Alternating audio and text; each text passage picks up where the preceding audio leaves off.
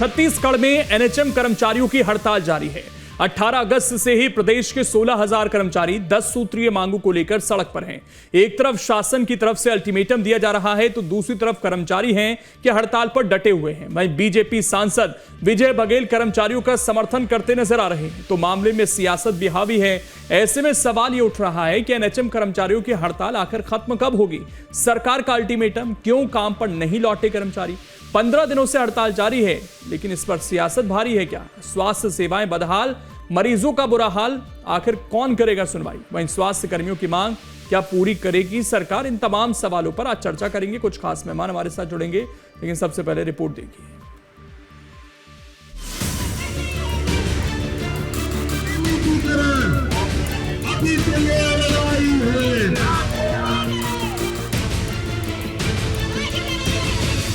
छत्तीसगढ़ में एनएचएम कर्मचारियों की हड़ताल जारी है।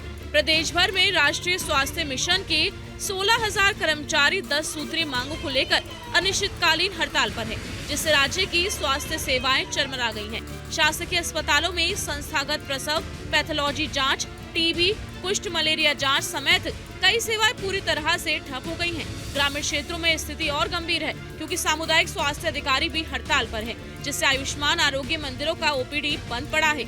हड़ताली कर्मचारियों का कहना है कि हम 15 से 20 साल से काम कर रहे हैं, लेकिन हमें सम्मानजनक वेतन नहीं दिया जा रहा, जिससे उनका घर चलाना मुश्किल हो रहा है। सर, हम लोग जैसे तैसे अपना खर्चा चला रहे हैं, किसी से भी मांग के गुजारा करके। गवर्नमेंट हमारी सुन ही नहीं रही सर, और जब तक हमको नियमित नहीं करेगी और ग्रेड पे नहीं देगी ना सर, तब तक हम लोग बैठे रहेंगे। सम्मानजनक वेतन तो दे सर हम लोगों को। नियमितीकरण बहुत जरूरी है सर। 15 साल 20 साल से हो गया, एज हो गया है, वैकेंसी निकालती है। हम लोग फैमिली वाले हैं सर, कैसे पढ़ाई करके हम लोग रेगुलर होंगे? व्यापा में वैकेंसी निकालती है। हम लोग 15 साल 20 साल से यहाँ जॉब कर रहे हैं, हम लोगों को उसमें प्राथमिकता देना चाहिए। जो अनुभवधारी हैं, नए लोग आएंगे, कैसे काम करेंगे वहाँ पर? हम लोग अनुभवी है सर, हमको रखना चाहिए कम से कम 15 साल 20 साल वालों को तो प्राथमिकता दे दें। संविदा कर्मचारी हमें प्रति वर्ष ऐसा नोटिस मिलते रहता है, तो ऐसे नोटिस से हम घबराने वाले नहीं हैं। हमने नोटिस को जलाकर हमने यह साफ साफ जता दिया है कि इस बार हम डरने वाले नहीं हैं। जरूरत पड़ेगा तो सामूहिक त्याग पत्र लेकर हम बैठे हुए हैं। इसलिए अच्छा है कि हमें जल्द से जल्द हमारा जो मांग है उसको पूरा करें। बाकी संवेदना तो है, हमारे में भी संवेदना है, वो हमारे लिए संवेदना रखें। वहीं एनएचएम कर्मचारियों की हड़ताल पर सरकार सख्त नजर आ रही है। प्रदेश के स्वास्थ्य मंत्री श्याम बिहारी जायसवाल ने संविदा कर्मियों को चेतावनी दी है कि काम पर नहीं लौटने वालों को पेमेंट नहीं दिया जाएगा। देखिए, समानता परंपरा रहा है, जो संविदा कर्मचारी हैं और उनके जो जब वर्क नहीं करते हैं तो उनको पेमेंट नहीं मिलता है। तो चूँकि विभाग ने उनको समय भी दिया है वापसी के लिए, और चूँकि 1 दिन 2 दिन रहता तो कोई बात नहीं, एक लंबा अंतराल हो जा रहा है, इसलिए विभाग ने नो वर्क नो पे का नोटिस दिया है। एक तरफ जहां सरकार एनएचएम कर्मचारियों की हड़ताल पर सख्त नजर आ रही है, तो वहीं उसी पार्टी के सांसद विजय बघेल कर्मचारियों का समर्थन करते नजर आ रहे हैं, जिसको लेकर उन्होंने सीएम को पत्र भी लिखा है। माननीय मुख्यमंत्री जी से बात की है, मैंने पत्र भी लिखा है कि कुछ कारण क्या है उसको जल्दी सुलझाया जाए, ताकि तीज त्यौहार के समय में हमारी बहनें अगर हड़ताल में रहे तो अच्छा नहीं लगता। हमारी संस्कृति, हमारा संस्कार नहीं है। इसको जल्द से जल्द सुलझाया जाए। उनकी मांग जायज़ है और घोषणा पत्र में भी हमने इस बात को रखा था, उसको जल्द से जल्द पूरा किया जाए। प्रदेश भर में हड़ताल कर रहे इन एनएचएम कर्मचारियों पर शासन की सख्ती का असर नहीं हो रहा। आखिर क्या है उनकी प्रमुख मांगे, जिसको लेकर वो पीछे हटने को तैयार नहीं है?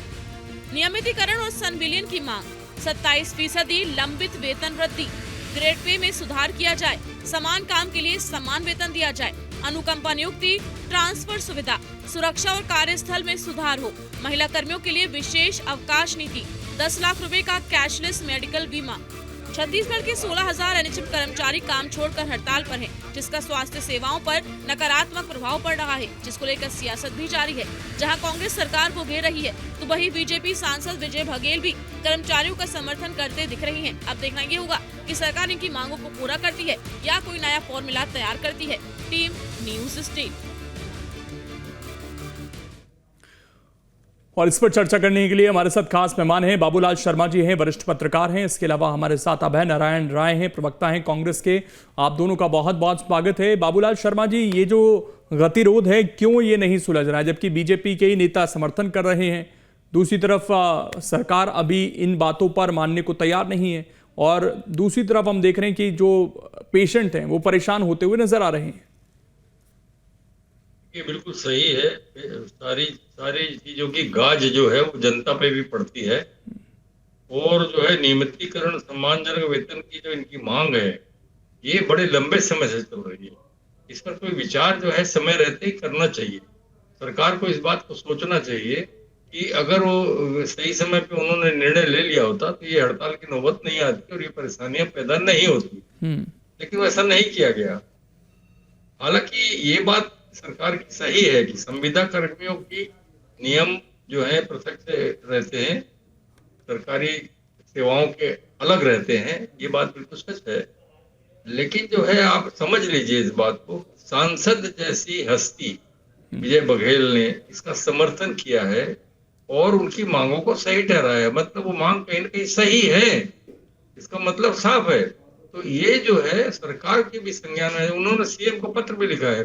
सरकार के संज्ञान में आ चुकी बात पहले भी जानते हैं, पहले भूपेश बघेल सरकार में भी इन्होंने हड़ताल की थी और अब भी कर रहे हैं। तो इसको इतना देर झुलाना नहीं चाहिए, कहीं ना कहीं किसी निर्णय तक पहुंच करके जो है स्पष्ट कर देना चाहिए कि क्या होगा इसमें, और कहीं ना कहीं जो है इनको संतुष्ट करना आवश्यक है। जी अच्छा, मुझे एक चीज इसमें बाबूलाल जी लगती है कि अगर तो भर्ती उस तरह की है जिसमें उनको सारी शासकीय सुविधाएं मिलनी चाहिए तो एक चीज़ है, अगर ये एनएचएम के जरिए आ रहे हैं तो जब ये ज्वाइन करते होंगे तब इन्हें सारी चीज़ें पता होती होंगी कि ये किस पद पर ज्वाइन करेंगे, क्या सैलरी मिलेगी इनको।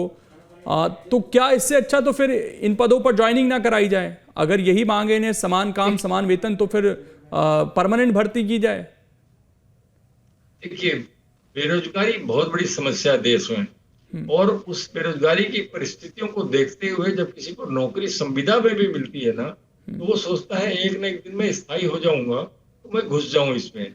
उस आधार पर जो है घुस जाते हैं। बाद में जो है उनको समझ में आता है कि सरकार का रुख ठीक नहीं है, तो ये हड़ताल की नौबत आती है। तो निश्चित रूप से जो है एक सम्मानजनक वेतन की स्थिति तो बननी ही चाहिए किसी भी व्यक्ति के लिए, जीवन यापन के लिए जो सम्मानजनक वेतन होना चाहिए वो इनको मिलना चाहिए। ये सांसद ने जो है गलत समर्थन नहीं किया है, हम भी इस बात का समर्थन करते हैं कि सम्मानजनक वेतन तो इनको मिलना ही चाहिए।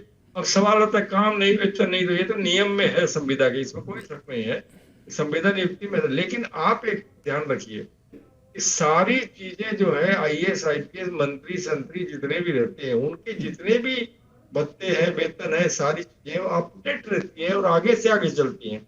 लेकिन कर्मचारियों का जहां जहां प्रश्न आता है वहां मामला अटकता है, अड़ जाते हैं। ये क्यों होता है ये मेरी समझ में कभी नहीं आया। सही बात। अरे भाई, किसी प्रकार से अगर आप अपनी सुविधाओं को बढ़ा रहे हैं तो जनता की सुविधा या कर्मचारियों की सुविधा का भी ध्यान आपको रखना पड़ेगा। जी तौकीर जी हमारे साथ जुड़ गए हैं। तौकीर जी, बहुत स्वागत है आपका, बीजेपी के प्रवक्ता हैं। तौकीर रजा जी, आप ही के पार्टी के सांसद ये कह रहे हैं कि ये तो हमने घोषणा की थी, जब घोषणा की थी तो अब पूरी कीजिए, क्यों नहीं पूरी हो रही है घोषणा? आपको, आपके सभी दर्शकों को मेरा नमस्कार। देखिए, हमने जो वादा किया था हम उसे निभाते हैं, और आप ये देख लीजिए इनकी जो 10 सूत्री मांगे उसमें से 5 सूत्री मांगों को हमने पूरा कर दिया है। अब जो 5 सूत्री मांगे हैं वो केंद्र के अधीन है, तो केंद्र के अधीन भी हम जो है, हमारे मंत्री जो है माननीय मुख्यमंत्री जी के द्वारा लेटर लिखा जा रहा है, उसमें बाकायदा वादा किया जा रहा है कि हम जो बचे 5 सूत्री कार्यक्रम हमारे बस में नहीं है, वो केंद्र के ऊपर आता है। तो वो भाई राष्ट्रीय जो स्वास्थ्य मिशन का मामला है, तो राष्ट्रीय स्वास्थ्य। अच्छा, मैं चाहूंगा कि थोड़ा, क्योंकि थोड़ी देर में वो जुड़ेंगे हमारे साथ, जुड़े भी हुए हैं शायद, अमित जी आवाज पहुंच रही होगी। मैं चाहता हूं वो 10 मांगों को आप बता दे, 5 कौन सी मांग ली है और 5 कौन सी नहीं मानी अभी आपने। देखिए, 5 हमने जो मांगी है, 27% वेतन वृद्धि हमने किया है। ठीक है, 27% वेतन वृद्धि, 10 लाख तक का स्वास्थ्य बीमा, 30 दिन का सवैतनिक अवकाश और स्थानांतरण नीति में भी हम सुधार करने की बात उनसे वादा किया जो उन्होंने मांगा है, और वार्षिक मूल्यांकन जो CR होती है उसमें भी सुधार के लिए हमने वादा किया है। इन 5 मांगों को हम जो प्रमुख मांगे हमने उसके बिल्कुल वादा जो है कर दिया है। 2 में तो अभी आपने कहा वादा किया, ये पूरी 5 कहाँ हुई? ये तो वादा हुआ ना सर। नहीं, 5 मांगे मान रहे हैं ना। मांगे मानने का मतलब वही उसे पूरा करने की बात होती है। तो जो हमने मांगे मान ली है तो इसका मतलब यह है कि वो अपने जो है हम उसको पूरा करेंगे। अच्छा, तो इसमें कोई बात ही नहीं कि इसमें कब करेंगे, क्या करेंगे, किस लिए करेंगे। और ये 5 कौन सी हैं जो आप कह रहे हैं कि केंद्र के अधीन है? इसमें बाकी बचे जो 5 केंद्र के अधीन मांगे जो है उसको लिए जो है अभी उसके लिए भी हमने जो वादा किया है, हमारी माननीय मंत्री जी ने वादा किया है कि हम उसको केंद्र में भेज रहे हैं। ये नहीं बोल रहे कि हम नहीं भेजेंगे, हमने बोल रहे हैं भेजेंगे। सरकार हमारी वहां पे भी हमारी है, तो जरूर हमारी सरकार, हमारी जो केंद्र में भी हमारी डबल इंजन की सरकार जरूर सुनेगी, और इस पे इनको भरोसा रखना चाहिए। अगर इस प्रकार से करेंगे तो सरकार ऐसे तो जो है कार्य नहीं चलने वाला। हमारी जितनी सुविधाएं हैं जो देनी थी वो दे दी है, लेकिन उसके कारण से जो परेशानी हो रही है जो मरीजों को, वो नहीं होना चाहिए। इसको इस बात को समझते हुए इनको हड़ताल। तो अगर आपको लगता है कि ये हड़ताल गलत है तो फिर निकाल दीजिए आप इन लोगों को। आपको भी तो लगता है कि इनकी जरूरत है, हमको सरकार को जरूरत है इनकी, और ये कुछ मांगे जो ये कर रहे हैं इनका भी हक बनता है। आप निकाल भी तो नहीं सकते ना, निकाल दीजिए। नहीं, देखिए हमने 24 घंटे का अल्टीमेटम दे दिया। हमने मांगे मान ली है। अगर उस बात के बाद भी अगर वो नहीं मानते, उस बात को खुद जानते हैं कि हमने 5 मांगे जो हमारे बस की थी हमने उसे मान ली है, और उसको मानने के बाद देखिए कोई भी हड़ताल का नियम ये होता है कि अगर जो आप मांगे मानते हैं उसमें 70 से 80% भी अगर मांगे सरकार मानती है तो ये मांगे मान ली। तो ये तो 50% हुई ना सर, अभी 70 तो आप खुद कह रहे हैं, तो 50 नहीं 50% की बात ही वही बता रहा हूँ। उस 10 में से जो 5 मांगे राज्य सरकार के वश में है वो राज्य ने किया। केंद्र सरकार के पाले में जो मामला आता है, एक बात बताइए सर, अभी आप ये कह रहे हैं कि केंद्र के पाले में है। मैं ये जानना चाहता हूं, आपकी पार्टी के सांसद वो ये कह रहे हैं कि मांगे उनकी जायज है, हमने घोषणा की थी, तो उसमें आपको ये पता होगा कि कुछ मांगे केंद्र के अधीन इसमें हो सकती हैं। तो केंद्र से, क्योंकि पूरा चुनाव भी आपने प्रधानमंत्री के चेहरे पर लड़ा था, तो उसमें कुछ सोच समझकर आपने लिखा होगा। ये सांसद का बयान है, मैं इसलिए पूछ रहा हूं आपसे कि अगर वो इस बात का समर्थन कर रहे हैं तो क्या ये पूरी की जा सकती हैं? फिर बिल्कुल पूरी की जा सकती है। जब हमने वादा किया, मैंने पहले कहा, हमने माननीय मोदी जी के चेहरे पे चुनाव लड़ा है, मोदी जी के वादे पे चुनाव लड़ा है, और हमने वादा अगर किया है और हमने किया है वादा, इसलिए हम उसे पूरा करेंगे। तो यहाँ की जो मांगे राज्य की मान ली गई हैं, और जो केंद्र की बात मांगे जो है वो भी हम उसके लिए लेटर लिख रहे हैं, और लेटर जब लिखेंगे तभी तो मांगे पूरी वहां से भी होगी ना। तो थोड़ा सा ध्यान रखना चाहिए। तो ये अब तक क्यों नहीं किया काम आप लोगों ने? ये करना चाहिए था आप लोगों को काम। नहीं, हमने वादा किया था भाई, समय के हिसाब से जो है करना था। देखिए सरकारी काम में कुछ कहीं ना कहीं आप लेटर पहले लिख देते जब आपको पता था कि आप लोगों ने बहुत सारे काम किए। देखिए सरकार आने के बाद आपने कहा हम घर देंगे, उस दिशा में आपने कदम उठाए, बहुत सारी और चीजें की, तो ये तो आपको पता होगा कि हमें करना है। तो हड़ताल से पहले ये नौबत ना आती। इतनी परेशानी अब लोगों को हो रही है, कई जगह पर दिक्कत हो रही है। वैसे ही ये मानसून सीजन अब समाप्ति की ओर है, बीमारियां बढ़ रही हैं बहुत तेजी से, बुखार के मामले बहुत ज्यादा सामने आ रहे हैं। आपको पता होगी ये सारी चीजें। बिल्कुल, इसीलिए मैं इनसे निवेदन कर रहा हूं कि हड़ताल तत्काल जो हमारे जो है NHM कर्मचारी भाई लोग से निवेदन है कि वो हड़ताल समाप्त करें। मांगे सरकार ने आपकी आधी से ज्यादा मांग ली है, और बाकी मांगों के लिए बाकायदा जो है वादा किया है कि हम जो केंद्र में भेज रहे हैं वो भी मांगे कहीं ना कहीं पूर्ण होगी। और इस प्रकार से जो है जो समस्या है जनता की, उसको तत्काल निराकरण के लिए हम पहल करते हुए आगे बढ़े हैं। और जिस प्रकार से हमने काम किया है वो अपने आप में उपलब्धि है। इस बात को मानते हुए इस बात को हड़ताल समाप्त करना चाहिए। अभय जी, ये कर्मचारियों से वादे हर कोई करता है, खासकर जब विपक्ष में होता है। आपकी भी सत्ता रही, बाबूलाल जी बता रहे थे कि आप लोगों ने भी उनकी मांगों को नहीं उस समय समझा, और अब बीजेपी नहीं समझ रही है। 15 अगस्त से छत्तीसगढ़ में हड़ताल चल रहा है। 15 दिन हड़ताल को हो गए। बरसाती बीमारियां उफान पे हैं, क्योंकि आधा छत्तीसगढ़ बाढ़ की चपेट में था। सर्दी, खांसी, मलेरिया और बुखार एकदम। इसी समय में हमको NH कर्मचारियों की आवश्यकता पड़ती है। गांव के लोग मितानिन और प्राथमिक स्वास्थ्य केंद्र के भरोसे ही रहते हैं। वहां पे कोई MBBS डॉक्टर नहीं पहुंचता, स्वास्थ्य मंत्री नहीं पहुंचता, इन कर्मचारियों के भरोसे। और ये कर्मचारी केंद्र सरकार के एक योजना के तहत राज्य सरकार द्वारा रखे जाते हैं। केंद्र सरकार केवल राशि मुहैया कराता है, 60 और 40 का रेशियो है, केंद्र सरकार का हस्तक्षेप नहीं होता। तो पहले तो ये 15 दिन में जो छत्तीसगढ़ के हालात हो गए हैं उस पर स्वास्थ्य मंत्री को, मुख्यमंत्री को और भाजपा प्रवक्ता को बात करनी चाहिए। और सरेआम आपके चैनल पर बैठकर जनता के सामने अगर कोई झूठ बोला जा सकता है तो वो झूठ बोला जा रहा है।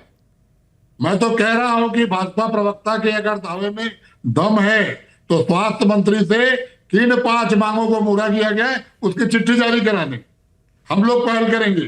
विपक्ष के लोग जाएंगे बात करने कि भाई ये 5 मांगे सरकार ने चिट्ठी लिख के दे दिया, लेकिन ये नहीं है।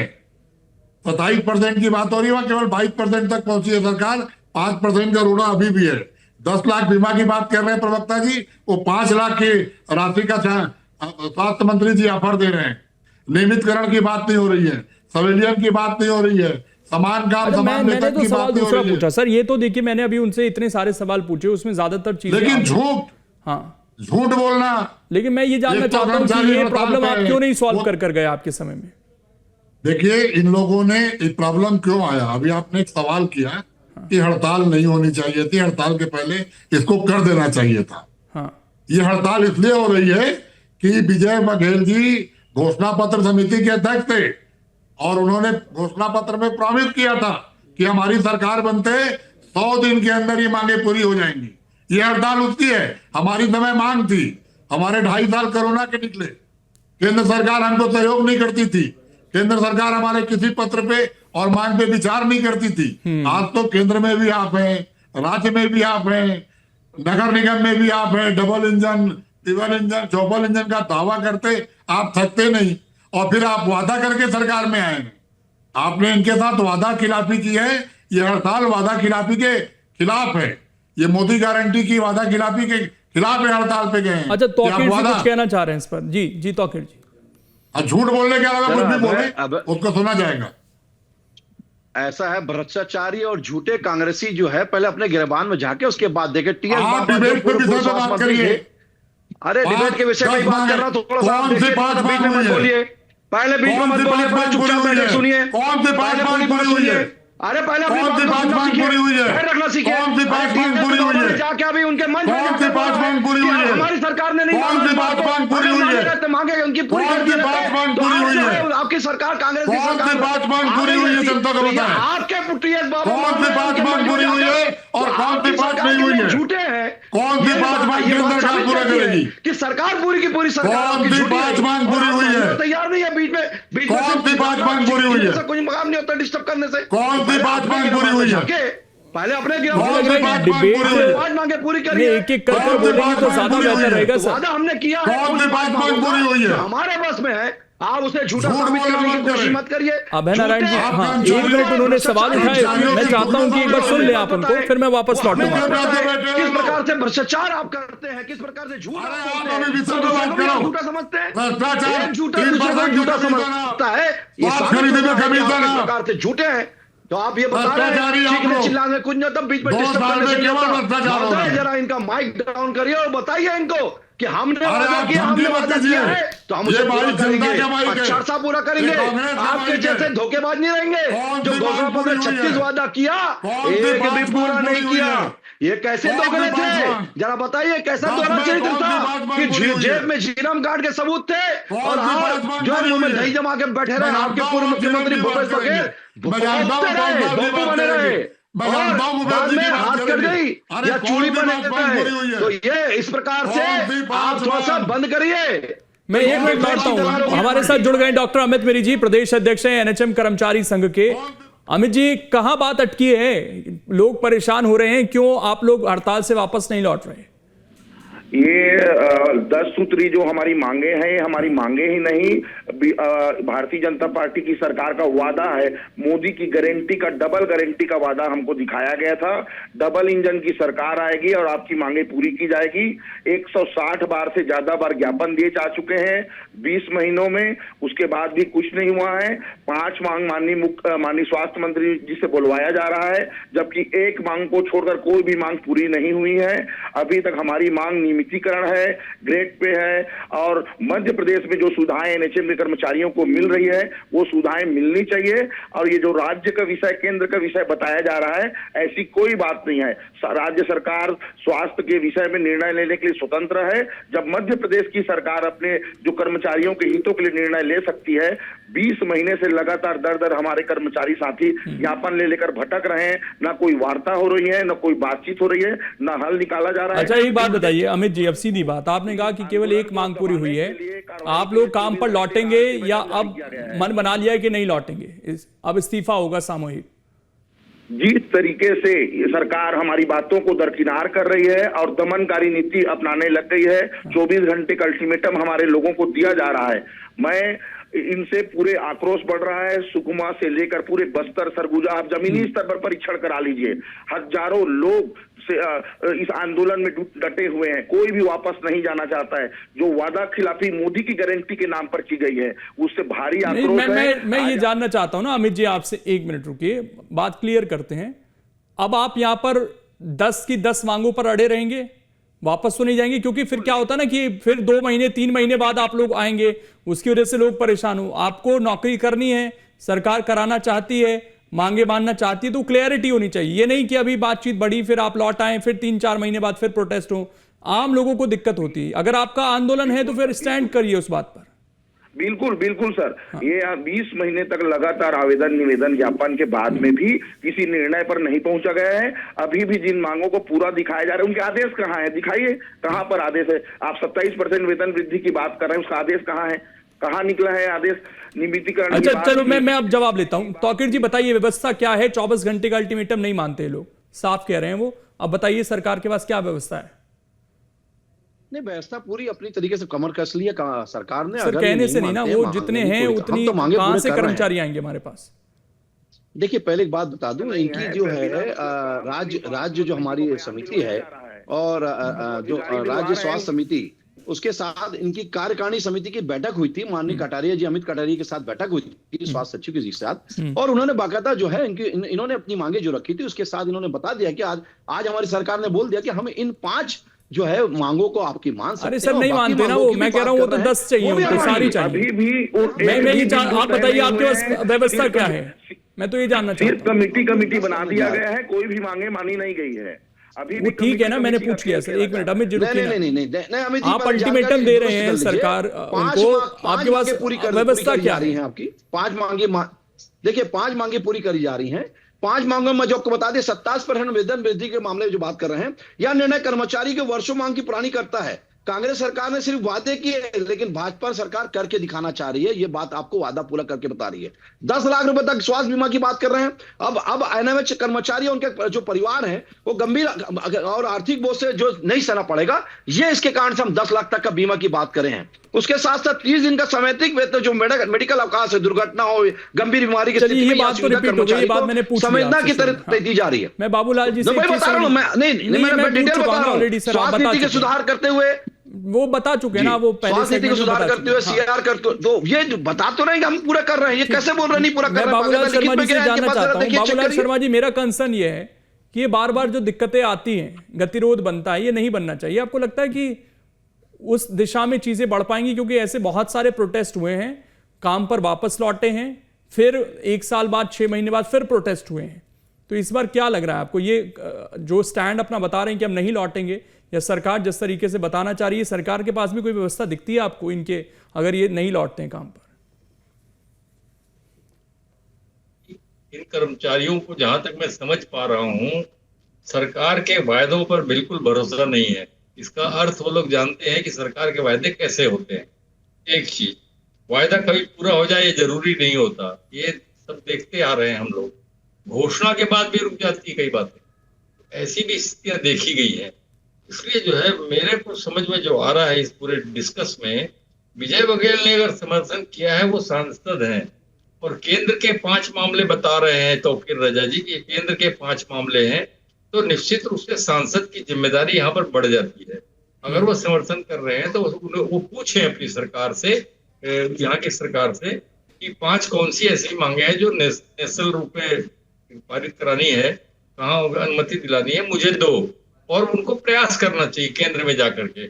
और भी यहाँ के हमारे जो सांसद हैं, 9 सांसद हमारे पास में इस वक्त 10 सांसद हैं, उन 10 सांसदों को जो है एक साथ जाकर के जो है सरकार, वहाँ केंद्र सरकार से अपील करनी चाहिए कि हमारे लोगों की स्थिति ये है, आप इन चीजों को मंजूर कीजिए। इस तरह से जो है कोई रास्ता निकल सकता है। अब जिम्मेदारी तो विजय बघेल जी को ले लेना चाहिए कि भाई मैं जब समर्थन कर रहा हूँ तो केंद्र का मामला है तो मैं लेता हूँ जिम्मेदारी, मैं अपने 10 सांसदों को साथ में लेकर के जाऊंगा। इस तरीके से होना चाहिए, जिम्मेदारियां जो है वो आनी चाहिए किसी न किसी के ऊपर में। और 160 बार ज्ञापन देने के बाद में और 20 माह के बाद में भी अगर सुनवाई नहीं है तो इनका जो है मैदान में आना जायज माना जाएगा। और निश्चित रूप से जो है इससे नुकसान हो रहा है, जनता का नुकसान हो रहा है, गरीबों का नुकसान हो रहा है, क्योंकि जो इनके स्वास्थ्य केंद्र है उनमें गरीबों की आमद ज्यादा होती है, उनको परेशानी होगी, उनके पास पैसे नहीं होते, बड़े अस्पताल में नहीं जा सकते। इसलिए जो है कहीं ना कहीं बीच का रास्ता निकलना चाहिए। तौकीर जी, अब तो यहाँ पर सांसदों की जिम्मेदारी बढ़ जाती है फिर, अगर वो समर्थन में है, क्या वो सांसद चिट्ठी लेकर जा रहे हैं फिर केंद्र के पास, मोदी जी के पास? देखिए, सरकार जब राज्य और केंद्र में सरकार होती है तो माननीय स्वास्थ्य मंत्री जो विभागीय मंत्री होते हैं उनका और माननीय मुख्यमंत्री जी का जो दायित्व होता है वो बिल्कुल अगर वादा करते हैं उसको निर्वहन करने की पूरी जिम्मेदारी सरकार की होती है। इसका राज्य सरकार ने वादा किया है कि हम इन 5 मांगों को मान रहे हैं और बच्ची जो केंद्र के पाले की जो मामला है, केंद्र के जो बातें हैं वो बिल्कुल केंद्र से भी हम बिल्कुल पूरा कराने की पूरा प्रयास करेंगे और उसके लिए बाकायदा पत्र। चलिए, ये होना चाहिए, गतिरोध दूर होना चाहिए और लोगों को स्वास्थ्य सेवाएं मिलनी चाहिए। बहुत बहुत शुक्रिया, आप सभी मेहमान जुड़े और इस चर्चा का हिस्सा बने। तो उम्मीद है कि ये गतिरोध खत्म होगा और जो परेशानियां आम लोगों को हो रही हैं वो नहीं होंगी। फिलहाल छोटा सा ब्रेक, खबरें लगातार जारी हैं।